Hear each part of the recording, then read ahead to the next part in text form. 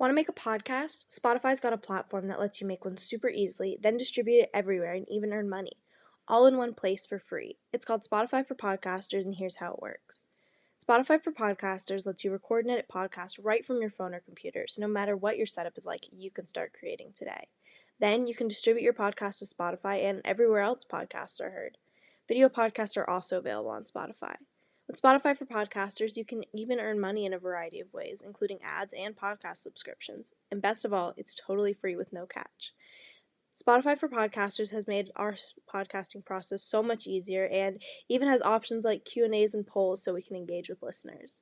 I highly recommend you give it a try. Download the Spotify for Podcasters app or go to www.spotify.com/podcasters to get started.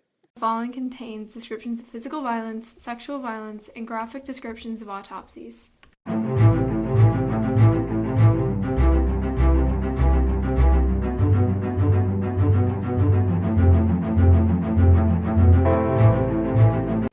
Hi listeners, welcome to episode 41 of Teen Girls Investigate Crime Podcast. I'm Jillian. And I'm Izzy. We hope everyone had a great Halloween and listened to our spooky episode with the Study Break podcast. Make sure to check them out.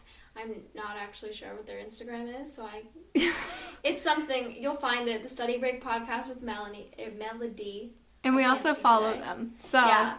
So, super cool. Go check out our episode. It's all Halloween themed. Go check it out. Yeah. Okay, so today we'll be covering the disappearance of Cleashindra Hall. I'm going to do my best with this name, Cleashindra. Thankfully, she went by the nickname Clea most often, so we'll be referring to her as Clea, but I'm pretty sure you say Cleashindra. Yeah. So let's get started with some background. Clea Denise Hall was born on March 30th of 1976 in Arkansas, and in May of 1994, which is when she disappeared, she was about 18 years old. She was 18 years old. I don't know why I added such an unnecessary about to that. She was a senior in high school, and she had recently attended her senior prom and was really looking forward to graduating at the end of the month. She was an honor student and was actually chosen to give the commencement speech at her graduation. I believe she was the valedictorian. How do you say valedic or valedic? What? I thought that sounds like the same thing to me. One's with a D and one's with a V. It's valedictorian. Valedictorian? Yeah. Okay. She was one of those, and so she was chosen to give the commencement speech at her graduation. She was really looking forward to that. Her mom talked about how she was planning this and just really excited about it. She wanted to be a pediatrician and was planning on attending Tennessee State University that fall to major in pre-med.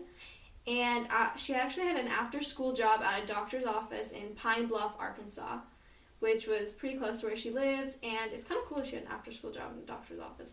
Look at her getting jump-start on her goals. That's pretty cool. She worked at the home office of Dr. Larry Amos. So he... Famous Amos cookies? What's that? The cookies. The cookies in a bag. Have you never had those? They're okay, never mind then. No, I'm curious. What are they? They're literally just cookies in a bag. You buy them and they're little cookies, Famous Amos. Like Chips Ahoy? Yeah, but better. Oh, okay. And that summer she had planned on attending a summer internship at a pediatrician's office in Boston, and she was really looking forward to that. I mean, that's really cool to go to this city far away from where you live, after your graduation, to go work in the pediatrician. That's so cool. That is really cool. And I think the most important thing about all of this is that she had a lot she was looking forward to. A lot. Mm-hmm. That's, a lot of cool things. And it's really important to add, in this case, that it was brought up so much that she would not really voluntarily leave. And obviously, you can't know anything for sure, but, listen to all of that. Yeah, she had so much going on in her life. She had so much potential. She was so planned out. She had clearly worked so hard throughout high school in order to accomplish those plans. It wasn't, there was just no reasoning. Then was not going to be the time that she would just voluntarily leave. And she was 2 weeks away from graduation. It's also important to note she was not dating at the time of her disappearance, so that was a little bit limiting in the suspect pool. Well, anybody that we know of. Yeah, that's fair. Okay, so I'm going to get into the timeline a little bit. So on Monday, May 9th of 1994, it was kind of notable that it was like the first normal day that the family had had following like a pretty hectic weekend. So Clea's prom was actually the Friday before, and then that Saturday she attended a sorority ball in preparation for the exciting year ahead at college. Then on Sunday they celebrated Mother's Day as a family. So like that whole weekend was like... I feel like weekends in May are always so crazy. Like there's always stuff going on in May. Yeah. My birthday's in May. So yeah, I was about to say, I was like, I feel like you have, like... But, like, there's always stuff, like the end of school, Mother's Day, like, there's always stuff going on in May. True. And so after school on this day, so this was Monday, Clea was going to work at her after-school job at the office of Dr. Larry Amos, whatever, same thing. And she had this job as a means of, like, getting good credentials to get, like, where she wanted to go in pediatrics after college, which is, like, so cool. Mm-hmm. And once Clea actually would finish at work, she would always call her mom to come get her since, like, it wasn't really clear if she didn't have a car or if she didn't have a license. But yeah, like, her mom just always came and picked her up. So this call would usually happen in the early hours of the evening around dinner time. And however, this, like, call would it happened pretty late this night. So at 8 p.m., Clea made her last ever call to her mother. And in the call, she explained how she wasn't really ready to come home yet, but she would call her when she was. And her mom actually said that, like, I think the latest she had ever stayed at work was, like, around 10 p.m. And she had also asked if someone had called for her at home, but her mom said nobody had called. So, who was that person? We may never know. But yeah, so she never called again. And around... You said that so, like, casually. That's such a dark line. She never called again. And then she never called again. But yeah, she never called again. And at around 12:45, Clea's mother actually woke up worried because Clea wasn't home yet. And she was, like, really never home later than 10, like I said earlier. So her mom actually decided to call the office. And Dr. whatchamacallit, Amos. I don't know if it's Amos or Amos, though. It's definitely Amos. But, like, that you can also pronounce that Amos. Can you? Because Amos, yeah. I feel like it would be a U. No, but it's Famous Amos cookies. Oh. I still don't know what these are. But please tell me someone knows what those are. Every time you say Amos, I think you're saying anus. No. It sounds too similar. Well, this guy is kind of an anus, so, yeah. And he said that she'd clocked out at around 8:30 and that she was picked up by an, quote, unknown individual in a car. So Clea actually never came home that night, and at first her mother just thought she's an adult, she's 18, and she just better be at school the next morning. But she never arrived at school. And it's actually speculated that Clea disappeared sometime after 8:30 p.m. that night. It's kind of nuts that, like, she never came home, and then her parents just were like, okay, guess I'll see her tomorrow morning. Not that it's, like, suspicious on them, that's not what I'm saying. It's just, it's almost ironic that it would be such, like, that is, like, such a normal response in, like, such a not normal situation. I don't know if that makes sense.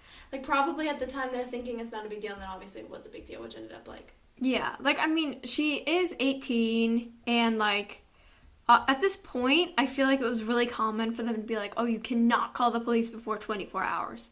Like, during the 90s specifically, in the 80s, like... During all time. Police are never very receptive to missing persons cases. They really aren't. And the next day, which was May 10th, Clea's younger brother actually got to school, and his mom was like, hey, you need to tell me if Clea's at school. And he actually ended up calling her and said that Clea was not there. And so her mother, Laurel, called the police at 5 p.m. and reported Clea missing. So the police didn't take the investigation really seriously and said that she had to wait at least 24 hours before officially declaring her missing because she was a legal adult, which is BS. She literally lived at home. Like, can't there be... She was in high school. Yeah, can't there be extenuating circumstances for 18-year-olds that live at home and attend, like, high school? Yeah. Like, I think there definitely should be, especially since, like, she was committed to a college. She had, like, so many plans. I don't know. Like, no, it just makes me angry. She was still a kid. Like, I don't know. Like, obviously her age didn't make her a kid, but, like, people that were in her grade were still 17. They would have been treated totally different because of their age. Yeah. Like, it could have been a difference of, like, wasn't her birthday in March? Like, 2 months. Yeah, exactly. Like, she's literally a high school kid. It makes me really angry. Like, can you imagine if we disappeared in, like, a year and a half or whatever, and they were like, oh, I'm sorry, you have to wait 24 hours. like, and that could be the difference between a solved and an unsolved missing persons or murder case. Seriously.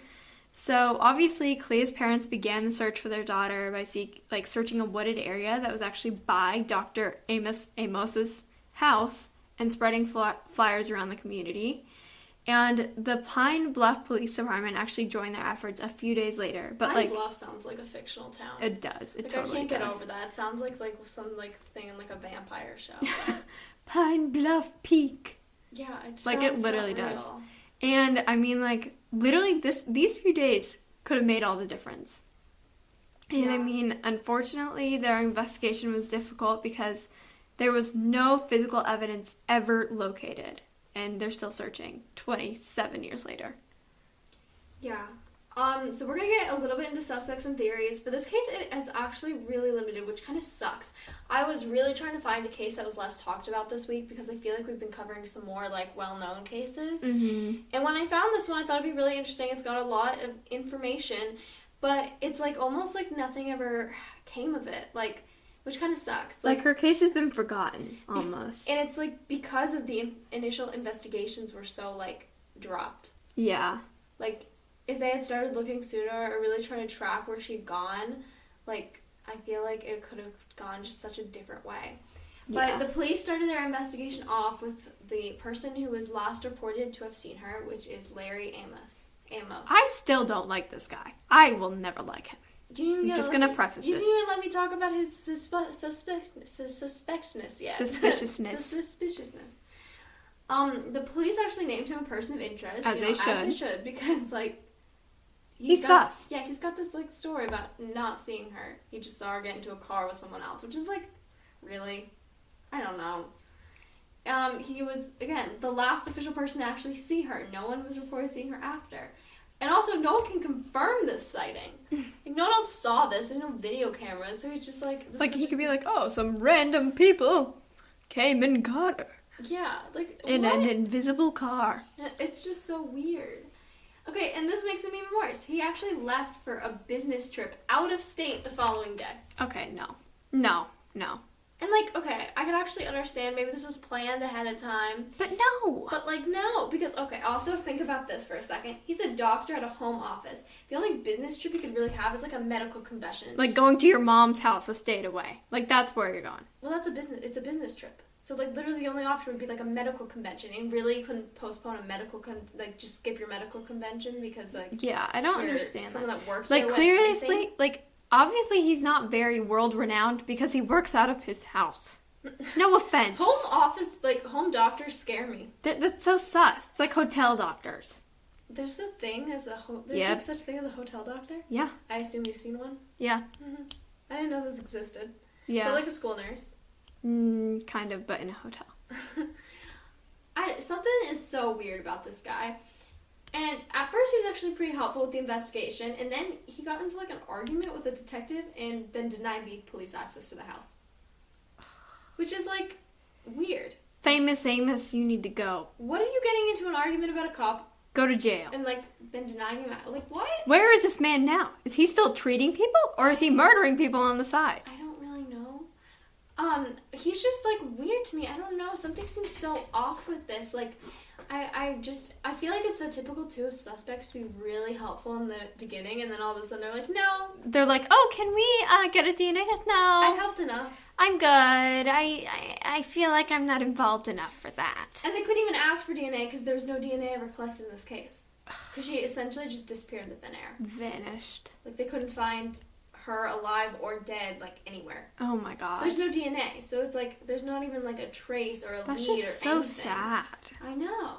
But it's nuts. Like, all at the same time, like, nothing could ever be located. Okay, so I'm going to come to the next one. So, local boy. That's all we've got. He was he was a local boy. Okay, good.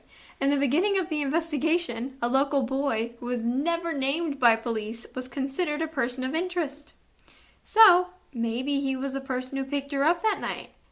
However, He took a polygraph, and the results were inconclusive. I don't trust polygraphs, so... Polygraphs are so stupid. They're so stupid. Like, I'm a very nervous person. They have to take my blood pressure at the end of my doctor's appointments because it's so high at the beginning. Polygraphs are literally stress tests, and, like, do you know how much other stress there is?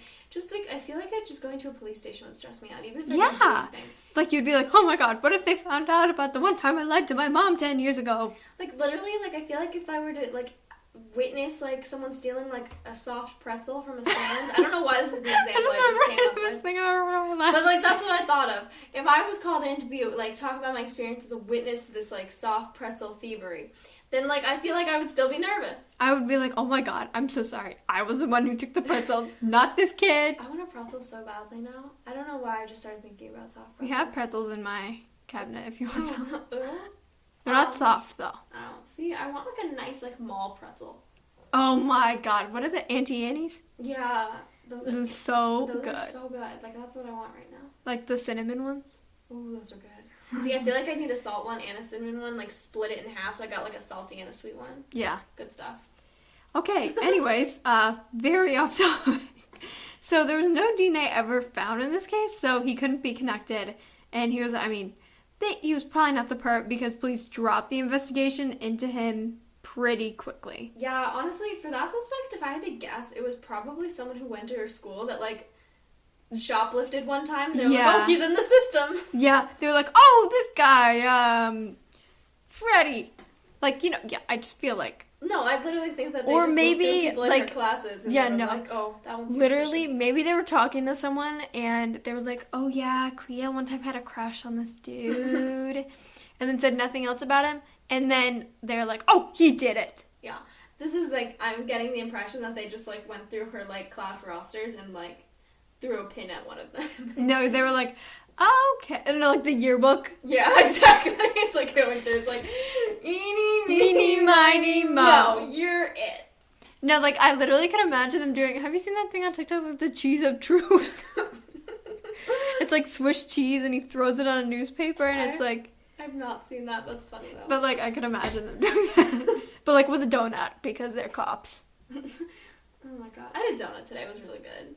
Ooh. No one asked, but I had a delicious cinnamon sugar donut today. Oh, my God. I already told Izzy about this. Yeah, and I had warm cookies. Today was a good day at school because it started off with a donut. Yeah. I'm not even a donut person. That donut just was particularly good. Yeah, Julian doesn't like donuts, and so it's cray-cray. I like 3 kinds of donuts. I like jelly donuts. Mm-hmm. I like Boston cream donuts. Mm-hmm. Those are so good. And I like cinnamon sugar donuts. Today I had a delicious cinnamon sugar donut. Amazing. Because my teacher's the best, and she brought us all donuts. Yeah. What were we talking about? So we were talking about how the local boy, all right, he was just the little lad, was not it. Yeah, I just think that, like, they literally had to pick someone else, so they weren't just looking into this, like, doctor. Like, Famous Amos is our guy. End of story. Probably. Allegedly. He's not even famous. Home Dr. Amos. That was a poem. That rhymed. Wow, look at you. Sorry. Clearly my strong suit is not poetry. And then I guess our third theory, quasi-theory, is that she What's was a quasi? Quasi means, like, semi. Like, in psych, when it's, like, quasi-experiment, it's, like, it's basically an experiment, but, like, the groups weren't randomly allocated, so, like, it's not, like, a total, true experiment. So quasi just means, like, kinda. That just went in one ear, not the other. I'm sorry. Quasi, it means, like, kinda, sorta. Okay, now quasi, kinda. Or, like, when people say, like, I don't know, I feel like I've heard, like, people, like, I don't know. Hey, don't know where I was you're going with quasi funny. You're quasi a bitch.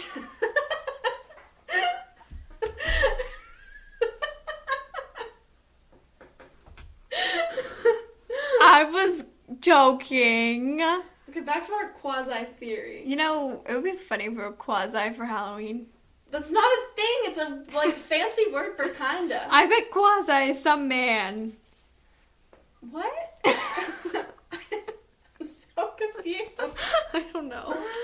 Okay, anyway. Sorry. Our third theory is that she was potentially a runaway. I mean, it's just always kind of a possibility, like, in teenager cases, but come on, this girl had everything to look forward to. She had everything going for her. She had her major picked before she was, like, even at college. Like, she hasn't even gotten out of high school yet. She had, like, a professional job in high school. She had this internship planned in Boston for the summer. Like, she had a lot of cool things to look forward to. Obviously, we don't really know what else was going on, but, like, think about all that stuff. Like, you don't see people who are planning their disappearance, like, making all these plans. Exactly. And, like, I mean, it just sucks because I feel like there's such a limited amount of information on this girl. I know. Like, I really wanted to share this case, but, like, it kind of just drops. Like, Yeah. it's more about her disappearance than it was about the investigation. Exactly. Like, we just needed to, like, bring awareness to this case, I feel like. Yeah. But, yeah. This was the disappearance of Cleashindra Hall. For more information, check out the resources linked on our website. Unfortunately, they really just outline her timeline of her disappearance. Yeah. A short timeline at that. Yeah. And make sure to follow us on Instagram at tgic.podcast. Tune in on November 18th for another episode of TGIC Podcast. Bye!